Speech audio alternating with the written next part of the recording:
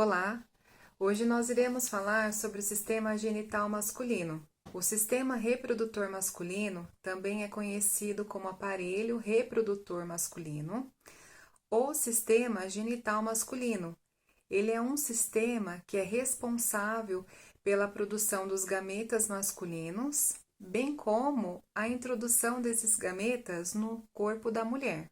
Ele também é responsável pela síntese do hormônio testosterona, o qual possibilita, entre outras funções, o desenvolvimento de características sexuais. Esse sistema é formado por órgãos externos, sendo eles o pênis, a bolsa escrotal, onde ficam abrigados os testículos, e diversos órgãos internos, os quais garantem a produção do sêmen, que é um líquido que contém os espermatozoides, e o transporte desse líquido para fora do corpo. O pênis é uma estrutura anatômica de formato cilíndrico, de tamanho e espessura variável, composta por massa de tecido erétil bastante vascularizada. Trata-se de um órgão do aparelho reprodutor masculino, responsável pela cópula, com fins reprodutivos ou de prazer. Além disso, através da uretra, oferece a saída ao meio externo, para a urina e o sêmen. De maneira simples, o pênis consiste em raiz, corpo e glande. É formado por 3 corpos cilíndricos de tecido erétil, 2 corpos cavernosos, dorsalmente, e um corpo esponjoso, ventralmente. Em posição anatômica, o pênis está ereto. Quando está flácido, o dorso está voltado anterior. Cada corpo cavernoso tem um revestimento fibroso externo, ou cápsula, conhecido como túnica albugínea.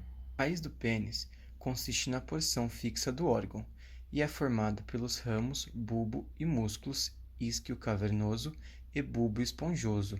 Ela encontra-se localizada no espaço superficial do períneo, entre a membrana do períneo superiormente e a face do períneo inferiormente. O corpo esponjoso contém a parte esponjosa da uretra. Eles estão fundidos um ao outro no plano mediano, exceto posteriormente, onde se separam para formar os ramos do pênis. Internamente, o tecido cavernoso dos corpos é separado, em geral, incompletamente, pelo septo peniano. O corpo peniano é a parte pendular, livre, suspensa da sínfise púbica. Não é formado por músculos, exceto por algumas fibras do músculo bulbo esponjoso e do músculo isquio cavernoso. Parte distal do órgão, o corpo esponjoso se expande para formar a glande do pênis, uma estrutura cônica hipersensível, cuja margem projeta-se além das extremidades dos corpos cavernosos para formar a coroa da glande. A coroa pende sobre uma constrição sulcada oblíqua, o colo da glande, que separa a glande do corpo peniano. Saco escrotal, também chamado de escroto e bolsa escrotal. É uma estrutura de forma sacular que fica localizada na região logo abaixo do pênis. Essa bolsa apresenta um septo. O septo do escroto é uma camada vertical de tecido fibroso que divide os 2 compartimentos do escroto. Consiste em tecido conjuntivo flexível, dividindo as cavidades, ficando um testículo para cada lado. Agora eu estarei lhe explicando os processos de contração do escroto. Uma das funções relacionadas ao saco escrotal é justamente essa necessidade de contrair e relaxar de forma intercalada durante o dia. Há diversas situações que levam à contração do escroto, como a proximidade de um orgasmo, excitação sexual e frio. Nessas situações, as fibras musculares são contraídas e a pele também retrai, fazendo com que torne-se mais espessa, enrugada e aparentemente mais rígida. Por outro lado, em situações de calor, excitação sexual quente e situações de pouco apelo sexual, as fibras se tornam-se mais relaxadas e a pele também. Como resultado, os testículos são contidos a uma distância maior do corpo. Isso é importante, dada a necessidade de os testículos sempre estarem a uma temperatura um pouco menor do corpo. Isso garante que produzam espermas férteis. A função do escroto é, portanto, além de alocar os testículos, realizar este controle de contração e relaxamento, que depende de uma série de fatores externos. Ao fazer isso, desenvolve um eficiente mecanismo de controle de temperatura e proteção. Há no total 5 camadas de pele e 2 camadas musculares no saco escrotal. É a combinação destas camadas que estrutura o funcionamento dos processos de contração, relaxamento, amortecendo, protegendo e regulando a temperatura dos testículos. Vou te falar agora como se caracteriza. O saco escrotal, ele permanece durante o frio ou no calor. Em relação do escroto, regulamento da temperatura é absolutamente fundamental para o sistema reprodutivo masculino. Embora a temperatura do corpo tenda a ser constante, a produção de espermatozoides férteis não ocorre neste mesmo nível. Na prática, é necessário que os testículos sejam mantidos em temperatura pouco mais baixa do que do organismo humano. Por isso, tanto no frio extremo quanto no calor excessivo são prejudiciais para esse processo. Por isso, os movimentos de contração e relaxamento do saco escrotal são importantes. Ela relaxa diretamente ao clima externo para que os testículos aproximem-se da temperatura ideal da produção do espermatozoide saudável. Quando o clima está quente, o escroto relaxa, afastando-se os testículos do corpo masculino, onde a temperatura é mais alta. Assim busca uma temperatura mais otimizada para o seu funcionamento, quando, pelo contrário, o clima é mais frio do que o necessário. O saco escrotal é contraído, aproximando os testículos do corpo, favorecendo novamente a produção do esperma em condições de fecundação. A função do sistema reprodutor masculino é produzir gametas chamados espermatozoides. Durante uma relação sexual, aproximadamente 300 milhões de espermatozoides são liberados em média de 1,5 a 5 ml de sêmen. Segundo a Organização Mundial da Saúde, OMS, apenas o sêmen que contém pelo menos 15 milhões de espermatozoides é considerado fértil. Deste, apenas um consegue fertilizar o óvulo. Sistema reprodutor masculino. O sistema reprodutor masculino, em ação conjunta com o sistema reprodutor feminino, é responsável por garantir a reprodução da nossa espécie. O seu papel é possibilitar a produção dos gametas masculinos e promover a sua deposição no interior do sistema reprodutor feminino, onde ocorre a fecundação e o desenvolvimento do novo ser. Vale destacar que é o sistema reprodutor masculino, mais precisamente nos testículos, que é produzida a testosterona, um hormônio relacionado com o desenvolvimento das características sexuais secundárias, aumento da massa muscular, produção dos espermatozoides e entre outras funções. Sistema urinário masculino, órgãos e fisiologia básica. O sistema urinário masculino, além do processo de excreção de substâncias tóxicas para o organismo, também está relacionado com os órgãos reprodutores desse gênero. As estruturas que compõem esse sistema são rins, uréteres, bexiga, uretra, próstata, pequenas glândulas e pênis. Parte somente escrota do sistema urinário masculino. A primeira porção do sistema urinário masculino tem a função única de propiciar a eliminação de compostos tóxicos. Essas substâncias são formadas devido ao intenso metabolismo das células, que liberam toxinas para a corrente sanguínea. Rins. Os seres humanos possuem 2 rins, um em cada lado do corpo, situados na lateral da coluna vertebral. Eles são os pontos de partidas para o funcionamento do sistema urinário masculino. Para realizar sua função fisiológica, eles se conectam com as artérias e veias, da seguinte maneira. A aorta emite 2 ramos chamados artérias renais que adentram os rins, uma artéria para cada órgão.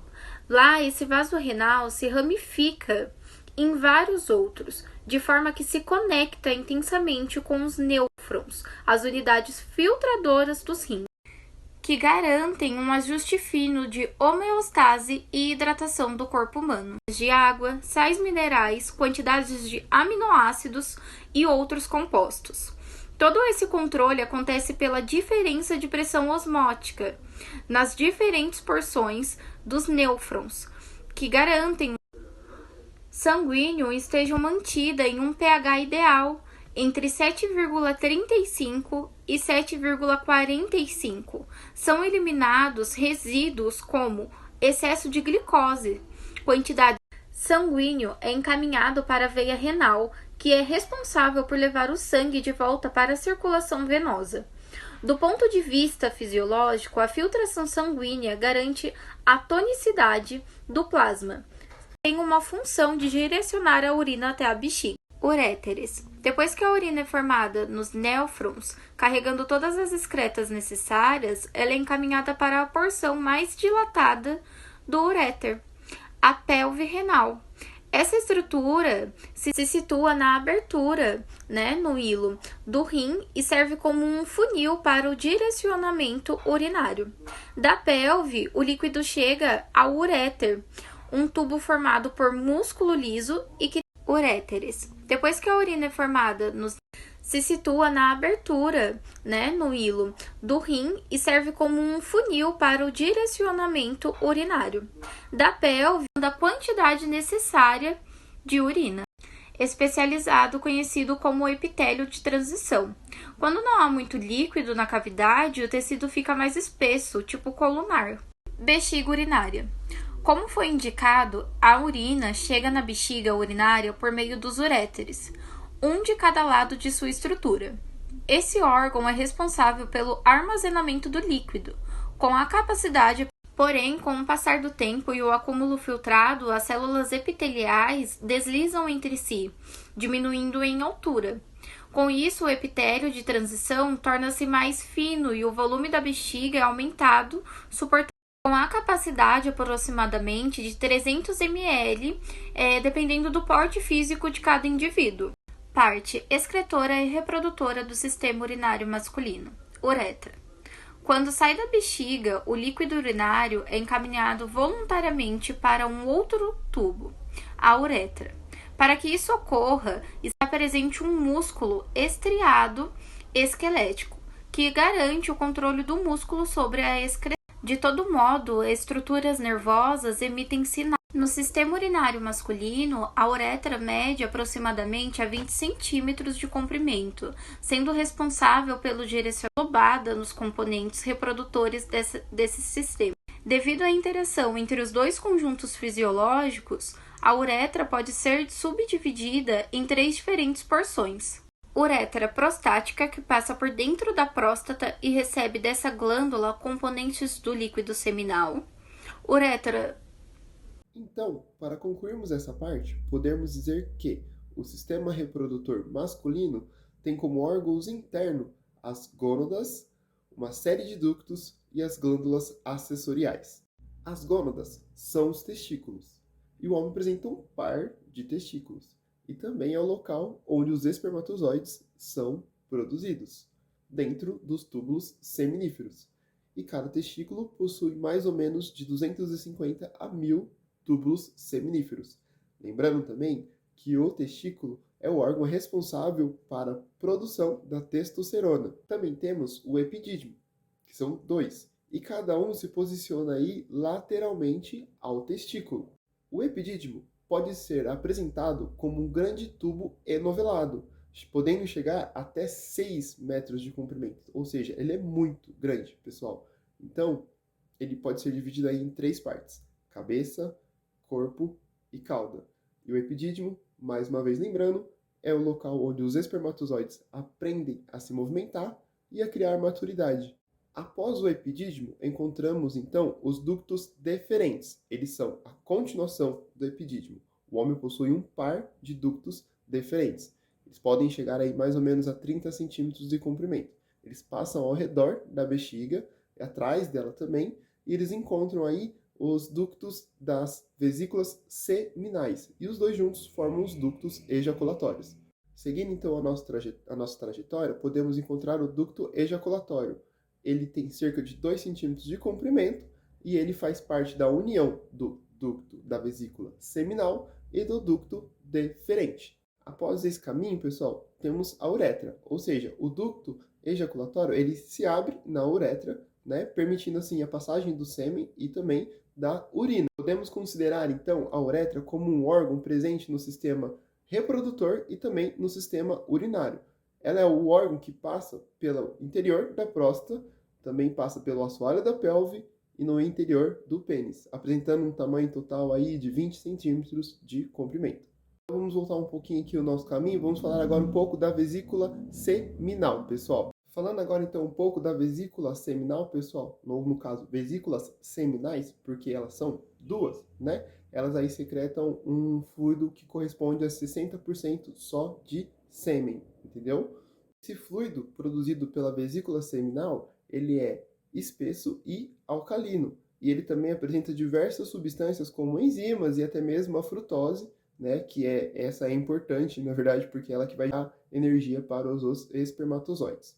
E também faz parte aí do sistema reprodutor masculino, pessoal, a próstata, né, que é a glândula que produz a secreção, na verdade, né, a glândula que produz a secreção que forma o sêmen, certo? Na verdade, essa secreção produzida pela próstata, né, ela apresenta aí enzimas e também apresenta o citrato. Eles são também nutrientes para os espermatozoides. E lembrando mais uma vez, né, um fato curioso para vocês, a próstata, ela tem o tamanho de uma noz, certo, pessoal? Então, pequenininha assim. Por fim, seguindo aí o nosso caminho, pessoal, temos as glândulas bulbouretrais, certo? Que elas são um par de glândulas que liberam aí, antes da ejaculação, né, uma secreção que lubrifica o pênis e ajuda a neutralizar os resíduos da urina presentes no canal da uretra, certo?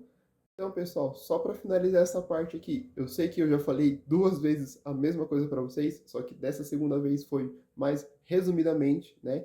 Para a gente finalizar então, lembramos que dentro do sistema reprodutor masculino nós temos como órgãos, então, os testículos, certo? Também temos os testículos, no caso, que são as gônadas, né? Também temos o epidídimo, certo? Também vamos ter aí os ductos deferentes, um par, lembrando que são 2, né? Também vamos ter os ductos ejaculatórios, vamos ter também a uretra, perdão, vamos ter também as vesículas seminais, também fazem parte do sistema reprodutor masculino, também vamos ter aí a próstata, certo? Lembrando que a próstata, ela tem um tamanho de uma noz, né? Como um fato curioso aí para vocês. Ah, outra coisa, voltando na uretra, lembrando que ela também faz parte do sistema urinário, beleza, pessoal? Não vamos esquecer disso, tá bom? E pra gente finalizar, então, vamos ter aí as glândulas bulbouretrais, certo, pessoal? Aqui, então, tá tudo ok.